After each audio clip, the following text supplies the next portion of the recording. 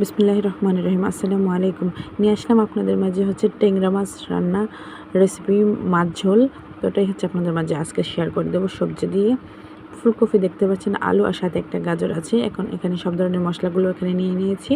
তো এখানে হচ্ছে পরিমাণ মতো তেল এবং হচ্ছে পেঁয়াজ কুচি এখানে অ্যাড করে নিয়েছি। তারপর হচ্ছে এখানে আদা রসুন বাটা দিয়ে দেবো, হলুদ গুঁড়ো, মরিচ গুঁড়ো, লাল মরিচ, তারপর হচ্ছে ধনিয়া গুঁড়ো, স্বাদ মতো লবণ, সব কিছু দিয়ে হচ্ছে সুন্দরভাবে মশলাটাকে কষিয়ে নেব।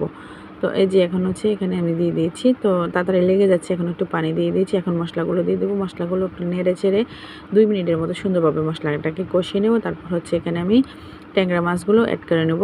তো ট্যাংরা মাছগুলো হচ্ছে অ্যাড করে সুন্দরভাবে একটু কষিয়ে তারপর হচ্ছে মাছগুলো উঠিয়ে রাখবো। উঠিয়ে তারপর হচ্ছে শুধু সবজিগুলো হচ্ছে মশলার মধ্যে অ্যাড করবো, ট্যাংরা মাছগুলো পরে দেবো। এর সাথে দিলে হচ্ছে মাছগুলো ভেঙে যাবে, যার জন্য হচ্ছে এখন আমি উঠিয়ে ফেলবো।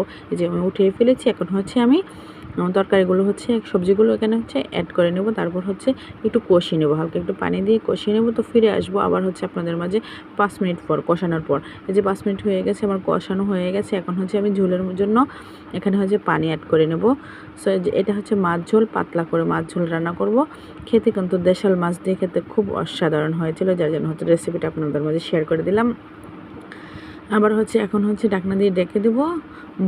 বয়েল হয়ে যাওয়ার পর, বলক উঠে যাওয়ার পর হচ্ছে এখানে আমি জিরে গুঁড়ো এবং ধনিয়া গুঁড়ো দেবো। মাশাআল্লাহ, খেতে কিন্তু অসাধারণ হয়েছিল। আজকের রেসিপিটা দেখে আপনাদের কেমন লেগেছে, রান্নাটা দেখে ভালো লাগলে আমার পাশে থাকবেন এবং লাইক কমেন্ট শেয়ার করবেন, আমাদের জন্য দোয়া করবেন। চমৎকার সুস্বাদু মজার রান্নাটি হয়ে গেছে। আল্লাহ হাফেজ।